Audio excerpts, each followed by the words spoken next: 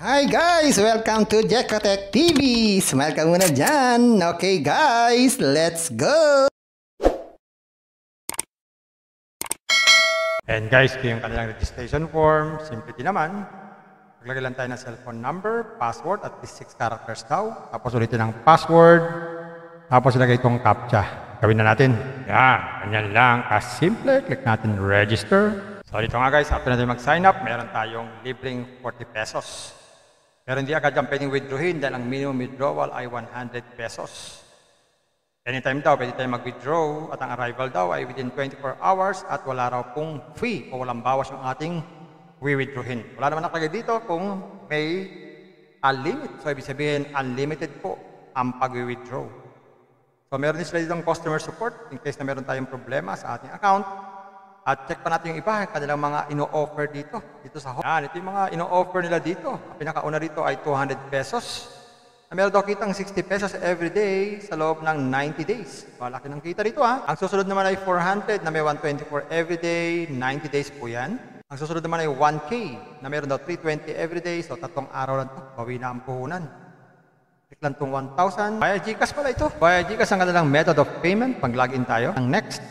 Yan, iscan tong QR code, mag-transfer ng fund. Ayun, meron na tayong investment. Pwede na tayong mag-withdraw every day. Pag mag-withdraw, be sure na nakalagay na po ang ating bank card para pumasok po sa ating account ang ating withdrawin. So, click na itong bind bank card.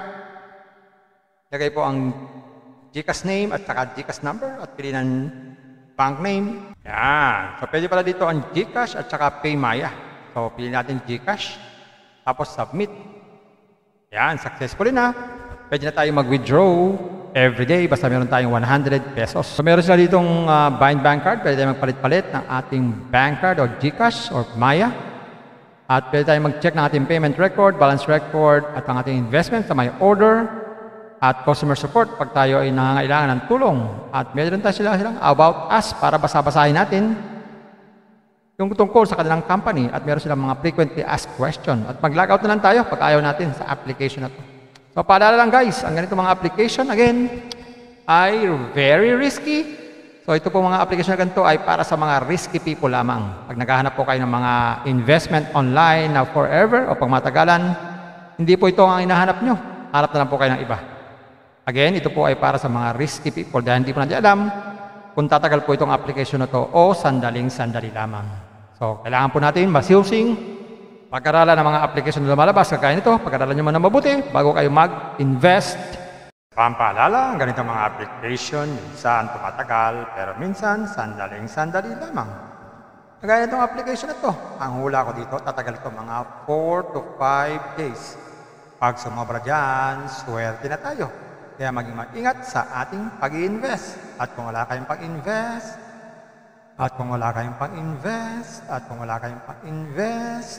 Kung may free, sa free na lang muna tayo. Kung may free, sa free na lang muna tayo. At sa pampaalala, ang ganito mga application, minsan tumatagal, pero minsan sandaling-sandali lamang. Kaya maging maingat sa ating pag-invest. Paring paalala, sabi po sa 1 Timothy chapter 6 verse 10, for the love of money is a root of all kinds of evils, is true this craving that some have wandered away from the faith and pierced themselves with many pangs. Totoo po ito. Ang pera naman ay hindi masama. Yan ang ginagamit natin sa pang-araw-araw natin buhay, pambili ng bigas, ulam, sapatos at iba pa. Pero ang babala dito ay yung pag-ibig sa pera. Pag tayo po umibig na sa pera, maaari tayong makagawa ng sari-saring kasamaan. Yan po ang kinauugatan, yung ating pag-ibig sa pera. Kaya ito po ay isang babala. Dahil ang ating mga kasama natin ay nawala na sa pananampalataya. Mas pinili nilang ibigin ang pera. Hindi na natin alam kung nasaan sila. Kaya pinag-iingat po tayo dito. Mag-iingat po tayo sa pag-ibig sa pera. Bye-bye. Ingat lang sa pag-invest. Bye. Hi guys! Welcome to Jekotech TV! Smile ka muna dyan! Okay guys, let's go! And guys, ito yung kanilang registration form. Simple din naman. Maglagay lang tayo ng cellphone number, password, at least 6 characters daw. Tapos ulitin ang password. Tapos ilagay itong CAPTCHA. Gawin na natin. Yan, ganyan lang. Simple. Click natin register. So dito nga guys, after natin mag-sign up, meron tayong libreng 40 pesos. Pero hindi agad yung pwedeng withdrawin dahil ang minimum withdrawal ay 100 pesos. Anytime daw, pwede tayo mag-withdraw at ang arrival daw ay within 24 hours at wala raw pong fee o walang bawas yung ating withdrawin. Wala naman nakalagay dito kung may limit. So, ibig sabihin, unlimited po ang pag-withdraw. So, meron din sila ditong customer support in case na meron tayong problema sa ating account.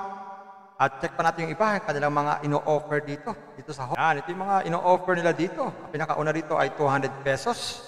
Na meron daw kitang 60 pesos every day sa loob ng 90 days. Malaki ng kita dito ha. Ang susunod naman ay 400 na may 124 every day, 90 days po yan. Ang susunod naman ay 1K na meron daw 320 every day. So, 3 araw lang ito. Bawi na ang puhunan. Click lang itong 1,000. Via GCash pala ito. Via GCash ang kanilang method of payment. Pag login tayo. Ang next. Yan, iscan tong QR code. Mag-transfer ng fund. Ayun, meron na tayong investment. Pwede na tayong mag-withdraw every day. Pag mag-withdraw, be sure na nakalagay na po ang ating bank card para pumasok po sa ating account ang ating withdrawin. So, click na itong Bind Bank Card. Lagay po ang GCash name at saka GCash number at piliin ang bank name. Yan. So, pwede pala dito ang GCash at saka PayMaya. So, piliin natin GCash. Tapos, submit. Yan. Successfully na. Pwede na tayo mag-withdraw every day basta meron tayong 100 pesos. So, meron sila ditong Bind Bank Card. Pwede tayo magpalit-palit ng ating bank card o GCash or Maya. At pwede tayo mag-check ng ating payment record, balance record, at ang ating investment sa may order. At customer support pag tayo ay nangangailangan ng tulong. At meron tayo silang about us para basa-basahin natin yung tungkol sa kanilang company. At meron silang mga frequently asked question. At mag-logout na lang tayo pag ayaw natin sa application na to. So, paalala lang guys, ang ganito mga application, again, ay very risky. So, ito po mga application na ganito ay para sa mga risky people lamang. Pag naghahanap po kayo ng mga investment online na forever o pag matagalan, hindi po ito ang hinahanap nyo. Hanap na lang po kayo ng iba. Again, ito po ay para sa mga risky people dahil hindi po natin alam kung tatagal po itong application na to o sandaling-sandali lamang. So, kailangan po natin masusing pag-aralan ng mga application na lumalabas, kagaya nito, pag-aralan nyo muna mabuti bago kayo mag-invest. Pampaalala, ang ganitong mga application, minsan tumatagal, pero minsan sandaling-sandali lamang. Kagaya nitong application na to, ang hula ko dito, tatagal ito mga 4 to 5 days. Pag sumobra dyan, swerte na tayo. Kaya maging mag-ingat sa ating pag-invest. At kung wala kayong pag-invest, at kung wala kayong pag-invest, at kung wala kayong pag-invest, kung may free, sa free na lang muna tayo. Kung may free, sa free na lang muna tayo. At sa pampaalala, ang ganito mga application, minsan tumatagal, pero minsan sandaling-sandali lamang. Kaya maging maingat sa ating pag-invest. Paring paalala, sabi po sa 1 Timothy chapter 6 verse 10, for the love of money is a root of all kinds of evils, is true this craving that some have wandered away from the faith and pierced themselves with many pangs. Totoo po ito.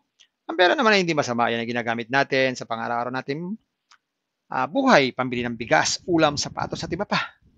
Pero ang babala dito ay yung pag-ibig sa pera. Pag tayo po umibig na sa pera, maaari tayong makagawa ng sari-saring kasamaan. Dahil po ang kinauugatan, yung ating pag-ibig sa pera. Kaya ito po ay isang babala. Dahil ang ating mga kasama natin ay nawala na sa pananampalataya. Mas pinili nilang ibigin ang pera. Hindi natin alam kung nasaan sila. Kaya pinag-iingat po tayo dito. Mag-iingat po tayo sa pag-ibig sa pera. Bye-bye. Ingat lang sa pag-invest. Bye. Hi guys! Welcome to Jekotech TV! Smile ka muna dyan! Okay guys, let's go! And guys, ito yung kanilang registration form. Simple din naman. Maglagay lang tayo ng cellphone number, password, at least 6 characters daw. Tapos ulitin ang password. Tapos ilagay itong CAPTCHA. Gawin na natin. Yan. Ganyan lang. Simple. Click natin register. So dito nga guys, after natin mag-sign up, meron tayong libreng 40 pesos. Pero hindi agad yung pwedeng withdrawin dahil ang minimum withdrawal ay 100 pesos. Anytime daw, pwede tayo mag-withdraw at ang arrival daw ay within 24 hours at wala raw pong fee o walang bawas yung ating withdrawin. Wala naman nakalagay dito kung may limit. So ibig sabihin, unlimited po ang pag-withdraw. So, meron din sila ditong customer support in case na meron tayong problema sa ating account. At check pa natin yung iba, kanilang mga ino-offer dito sa home. Yan, ito yung mga ino-offer nila dito. Ang pinakauna dito ay 200 pesos. Meron daw kitang 60 pesos every day sa loob ng 90 days. Malaki ng kita dito ha. Ang susunod naman ay 400 na may 124 every day, 90 days po yan. Ang susunod naman ay 1K na meron daw 320 everyday. So, 3 araw lang ito. Bawi na ang puhunan. Click lang itong 1,000. Via GCash pala ito. Via GCash ang kanilang method of payment. Pag-login tayo. Ang next. Yan, scan tong QR code. Mag-transfer ng fund. Ayun, meron na tayong investment. Pwede na tayong mag-withdraw everyday. Pag mag-withdraw, be sure na nakalagay na po ang ating bank card para pumasok po sa ating account ang ating withdrawin. So, click na itong bind bank card. Lagay po ang GCash name at saka GCash number at pili ng bank name. Yan. So, pwede pala dito ang GCash at saka PayMaya. So, pili natin GCash. Tapos, submit. Yan. Successfully na. Pwede na tayo mag-withdraw everyday. Basta meron tayong 100 pesos. So, meron sila ditong bind bank card. Pwede tayo magpalit-palit ng ating bank card o GCash or Maya. At pwede tayo mag-check ng ating payment record, balance record, at ang ating investment sa may order. At customer support pag tayo ay nangangailangan ng tulong. At meron tayo silang about us para basa-basahin natin yung tungkol sa kanilang company. At meron silang mga frequently asked question. At mag-logout na lang tayo pag ayaw natin sa application na to. So paalala lang guys, ang ganito mga application again ay very risky. So ito po mga application na ganito ay para sa mga risky people lamang. Pag naghahanap po kayo ng mga investment online na forever o pangmatagalan, hindi po ito ang hinahanap nyo. Hanap na lang po kayo ng iba. Again, ito po ay para sa mga risky people dahil hindi po natin alam kung tatagal po itong application na to o sandaling-sandali lamang. So, kailangan po natin masusing pag-aralan ng mga application na lumalabas. Kagaya nito, pag-aralan nyo man na mabuti bago kayo mag-invest. Pampaalala, ang ganitong mga application, minsan tumatagal, pero minsan sandaling-sandali lamang. Kagaya nitong application na to, ang hula ko dito, tatagal ito mga 4 to 5 days. Pag sumobra dyan, swerte na tayo. Kaya maging mag-ingat sa ating pag-i-invest. At kung wala kayong pag-invest,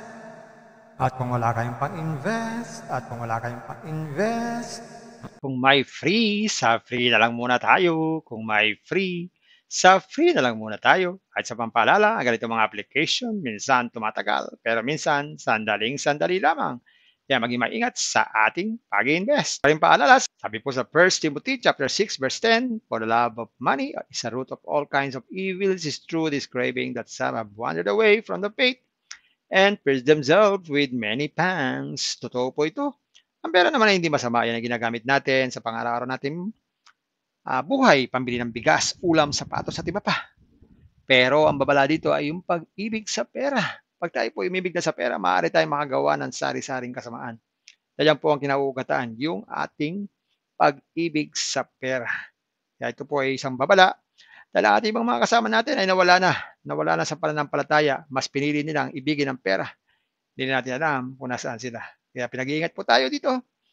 Mag-iingat po tayo sa pag-ibig sa pera. Bye-bye. Ingat lagi sa pag-invest. Bye. Hi guys! Welcome to Jekotech TV! Smile ka muna dyan! Okay guys, let's go!